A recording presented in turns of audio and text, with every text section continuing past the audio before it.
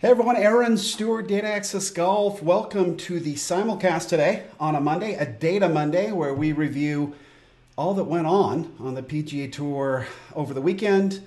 A big tournament down in Vegas, the Shriners Hospital for Children Open, I think is what we're calling it. So, big win for Kevin Na. That is his third win in 3 years, 4 total overall. So pretty impressive win there.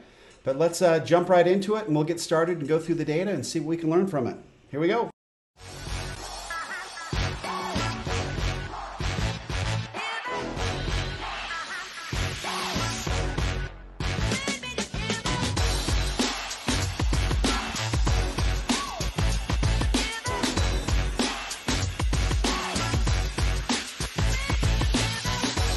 A lot of things. You can see we've got some different colored logos there. We went with the traditional green for Data Access Golf, which is great, and made some other changes to the private Facebook page. You can find us now at Data Access Golf Private Club and just go answer a couple, 3 questions. Really, the Facebook group's been made to make sure that those of us who have lives and don't get to practice golf all day, every day, have a place to go hang out, talk golf, and really talk about the techniques and the technologies and things that we can use to get better at golf and stay really proficient at golf, even though we don't get to practice for a long time. And that's kind of what Data Access Golf is built around.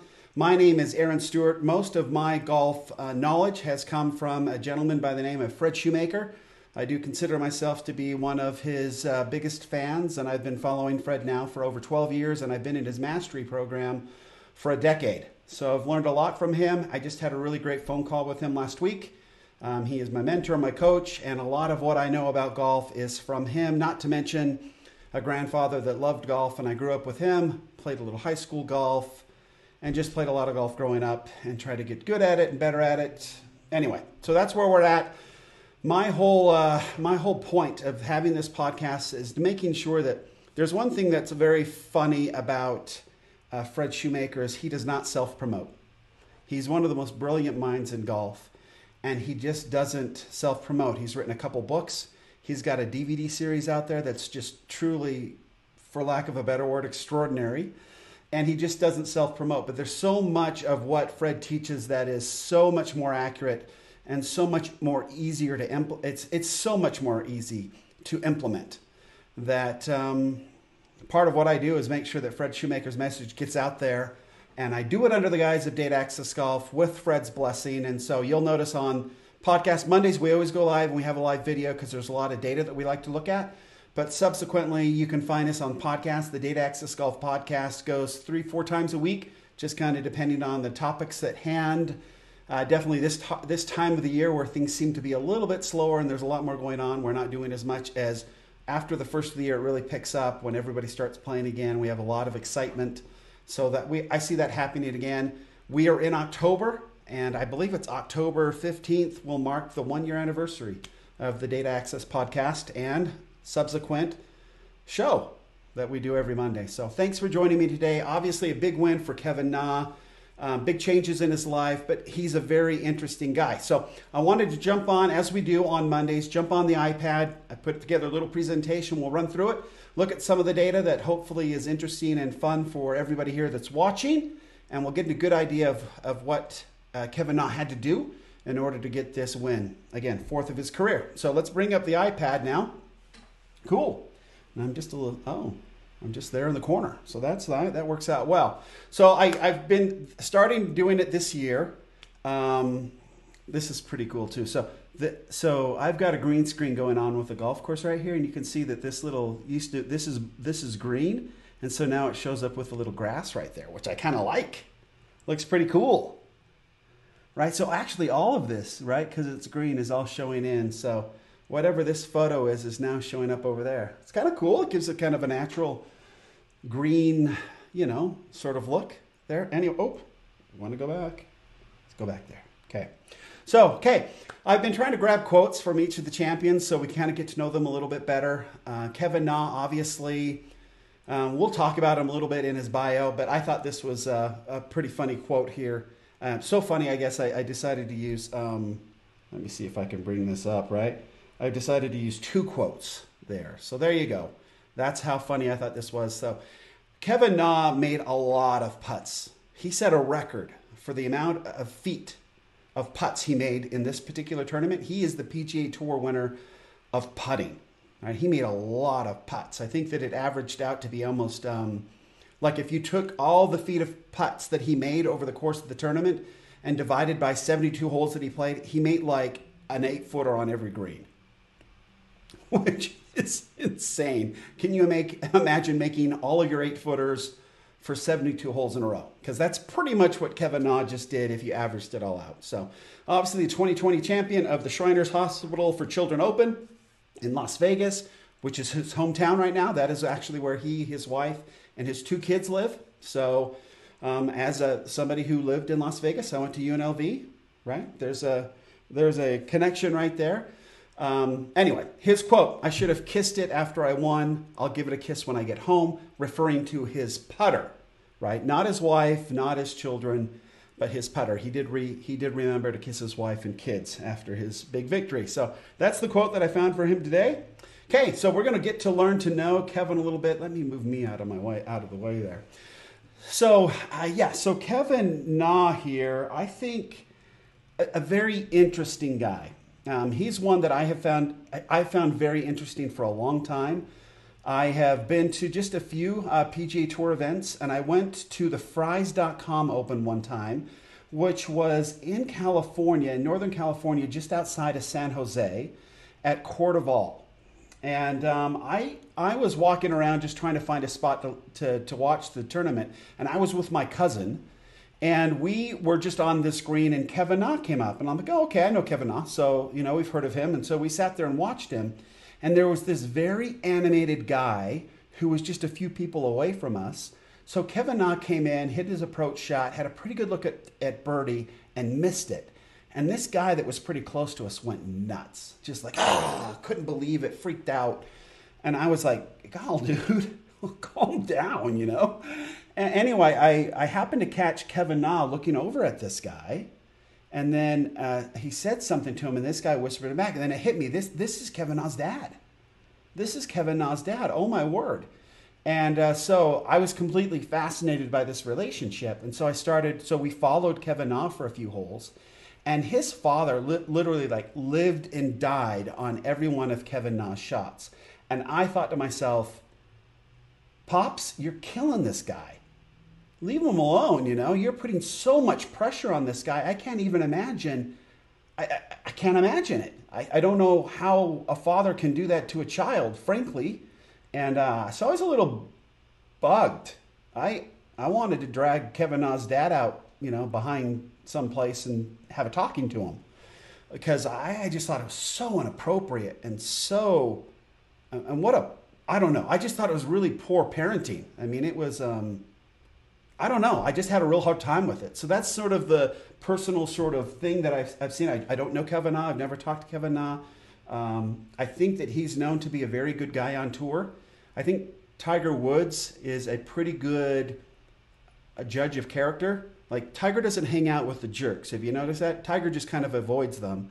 But he likes the good guys, and he hangs out with the good guys. And after watching Kevin Na and Tiger Woods on the 17th hole at the Players Championship, the island hole at Sawgrass, you could see that they definitely had a good relationship. I don't know, you remember that Kevin Na hit a putt, and he's got this way about him where he takes a sort of a big step towards the hole and pulls it out of the hole as soon as it hits the bottom. And then Tiger Woods did something not quite as gracefully as Kevin Na does it, but Tiger Woods did his impression of Kevin Na. It was very funny. They had a good laugh as they walked off. I thought to myself, you know what? Kevin Na must be a pretty good guy, because Tiger Woods doesn't goof off and interact with just anybody, right? So it seems to be really one of the good guys on the tour. So having his 4th win is amazing. And we'll talk a little bit about this. So Kevin Na, a very interesting story. His family immigrated from Korea, South Korea, and came in and lived in California. And Kevin Na actually was quite an amazing amateur player, junior player, and so much so that he decided in his junior year of high school, and I can't imagine this, of turning pro and try to make it out on the tour, try to make it to the tour and go play some mini tours and stuff and try to make it out that way. So he did that at age 17.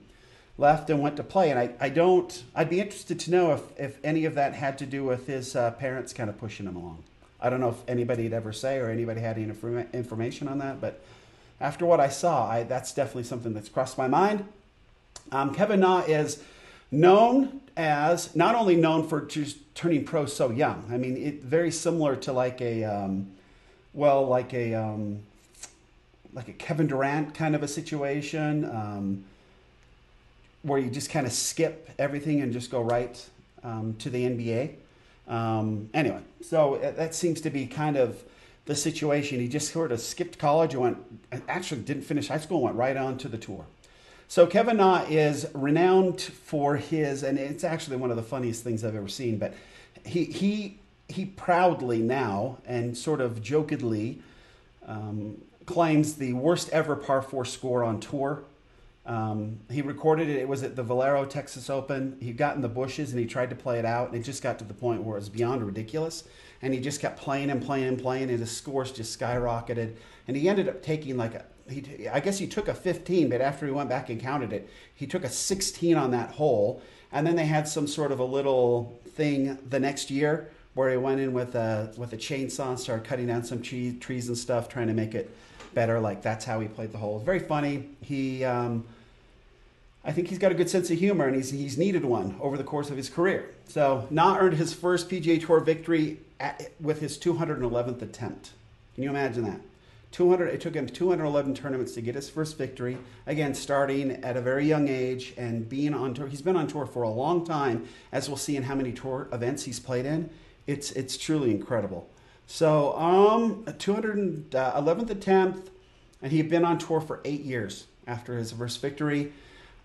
He's had some injuries to his wrist and then also to his back. I thought this was a pretty interesting stat, though. But early in 2013, had a back injury. He was given a medical extension where he was given 18 starts to make up enough points to stay on tour, and it only took him 7 to keep his card. So got in there, got it done. Once he started feeling better, played really good golf. Definitely, I think Kevin Na is one because he doesn't have the college experience and all that. We've got to see him progress on tour, right? Where he's had to learn how to win, how to deal with adversity, how to deal with weird swing changes, how to deal with essentially the full swing yips right in front of our eyes where he couldn't pull it back. I don't know if you remember, there was some tournaments where he couldn't pull it back. Even in the Las Vegas tournament, the Shriners, early on, he literally whiffed a ball, and they didn't penalize him because they said that he had no intent to hit the ball. He just felt uncomfortable and tried to miss it.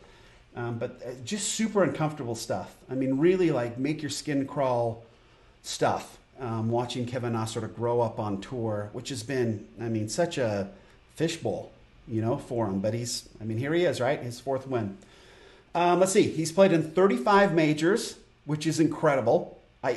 35 majors. When you start talking about some of the other folks that have won this year, we're talking like 1 major, 2 majors. Kevin Na's played in 35 majors. He's had 2 top 10s in those 35 majors and 8 top 25 finishes, and that's it. That's all he's had. He's definitely playing better now, and it's interesting. I expect good things out of Kevin Na. Let's see. He's won 4 times on tour now, but he's won 1 tournament in each of the last 3 years. So he's trending really, really well. And holds a new PGA Tour record, this is fascinating, of making 588 feet of putts. Talked about a little bit earlier. 589, right? Because it's 11 inches. 559 feet of putts. An average of an 8-footer per green for 72 holes. And then he set a new tournament in strokes gained putting of 14.263. He gained on the field, right? He gained on the average on the field. Okay, so the average person, he gained on that person 14.3 strokes on the greens. Unbelievable. Again, new record for strokes gained putting. So good for Kevin. We'll keep it moving here. Let's see here. I thought I did that. Okay, so what did the win do for Kevin Na? Well, his world ranking went from 40th all the way up to 24th. So pretty cool there. And his FedEx Cup ranking, he went from 48th all the way up to number... No! Well, that's weird. Sorry, folks, we've had a bit of a power outage here. Let's see what we can do here. This is very strange. Sounds like it's coming back on, or no, we're still out. So, folks, I don't know if you can hear me or what's going on, but we have had a power outage. I'm going to shut this down right now, and we will pick up in a bit. Let's stop this thing.